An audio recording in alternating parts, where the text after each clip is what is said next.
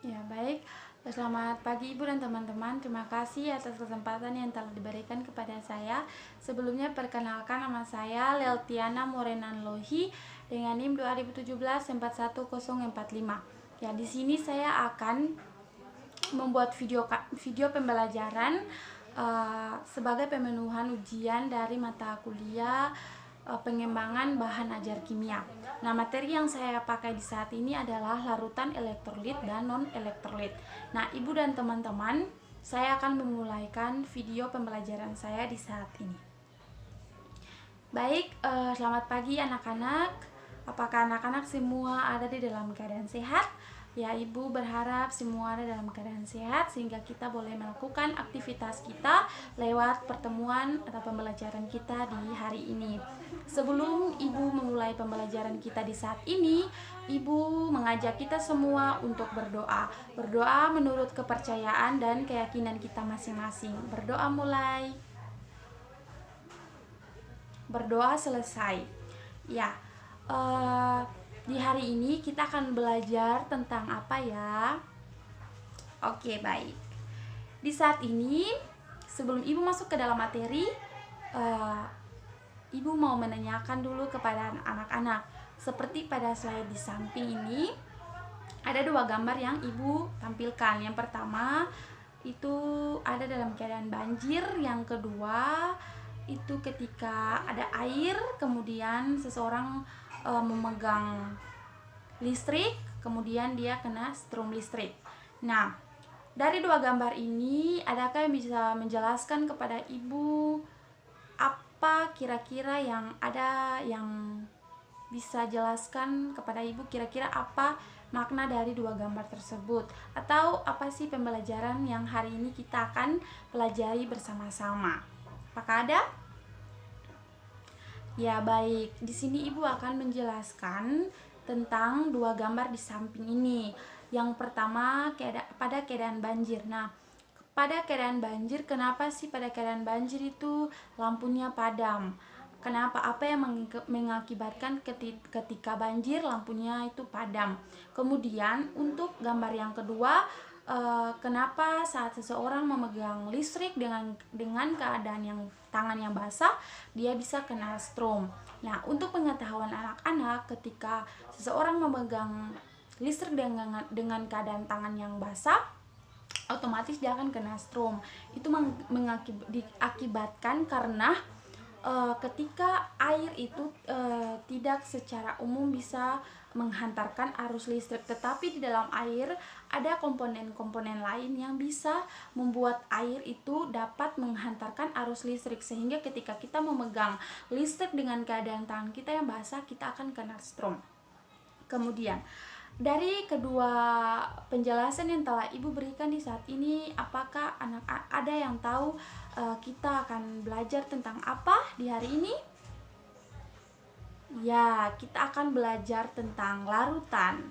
Nah, di sini Ibu akan menjelaskan tentang larutan. Nah, apa itu larutan? Larutan itu adalah dua campuran homogen yang bersifat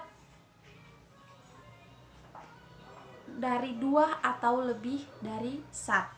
Kemudian yang dimaksud dengan bersifat homogen ini sendiri adalah larutan yang memiliki komposisi yang merata atau setiap bagian volumenya akan memiliki komposisi atau sifat yang sama pula.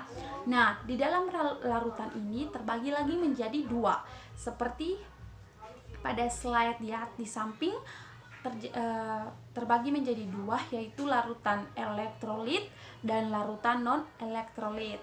Nah, di sini kita akan bahas satu persatu. Yang pertama, Ibu akan menjelaskan tentang larutan elektrolit.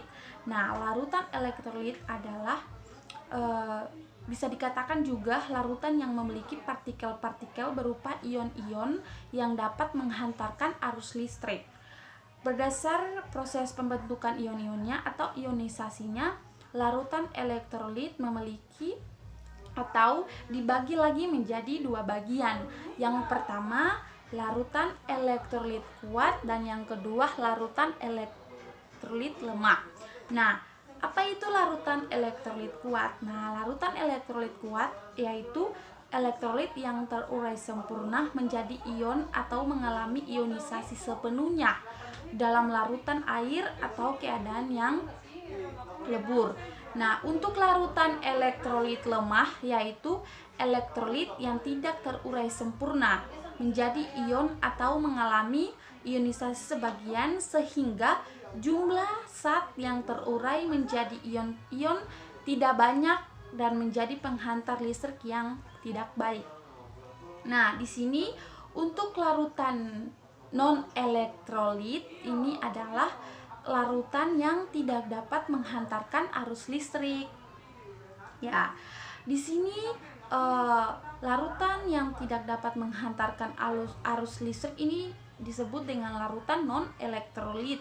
Nah, kemudian ada dari penjelasan Ibu tentang larutan elektrolit kuat, larutan elektrolit lemah, dan juga non elektrolit ini merupakan jenis-jenis larutan berdasarkan daya hantarnya.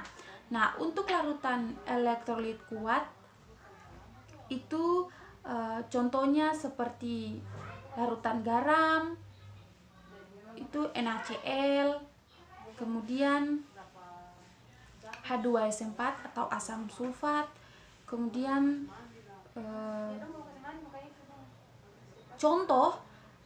contohnya itu atau sifat-sifatnya ini, sifat pada larutan elektrolit ini yang pertama dapat menghantarkan arus listrik.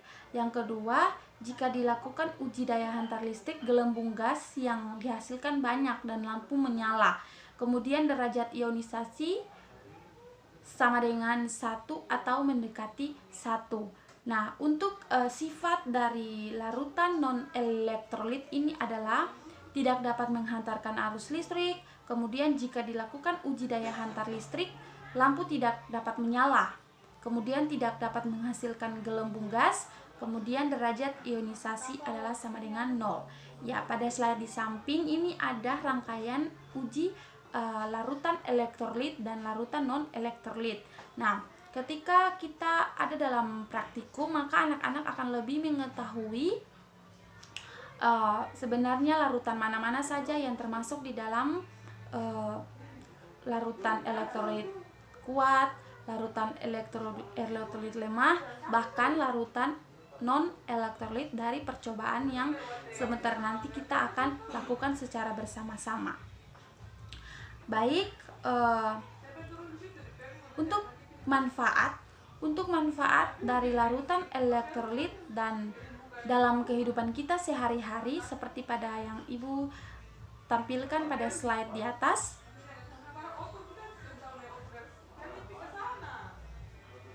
yaitu sebagai pengisi aki, kemudian bahan pengawet baja, membuat nilon, pengelolaan logam, pembuatan deterjen, bahkan bahan kimia pertanian. Kemudian pembuatan pupuk, bahan peledak, kemudian sebagai zat pembersih rumah tangga, sebagai bahan bakar, sebagai bumbu makanan dan pengawet alami, kemudian dalam tubuh manusia sebagai mekanisme metabolisme, kemudian ion pengaktif enzim pembentuk hormon dan melancarkan impuls pada saraf. Ya, untuk contoh dari larutan elektrolit lemah ini sendiri yaitu ada CH3COH atau asam asetat, kemudian ada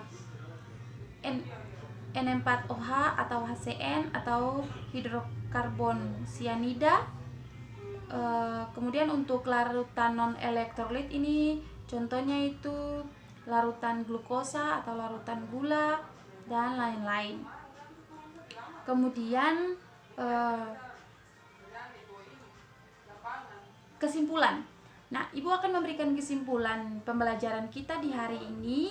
Yang pertama, larutan elektrolit adalah larutan yang dapat menghantarkan arus listrik dengan memberikan gejala serta mampu menghasilkan ion-ion. Kemudian larutan non elektrolit adalah larutan yang tidak dapat menghantarkan arus listrik dan dengan tidak memberikan gejala apapun serta tidak dapat menghasilkan ion-ion.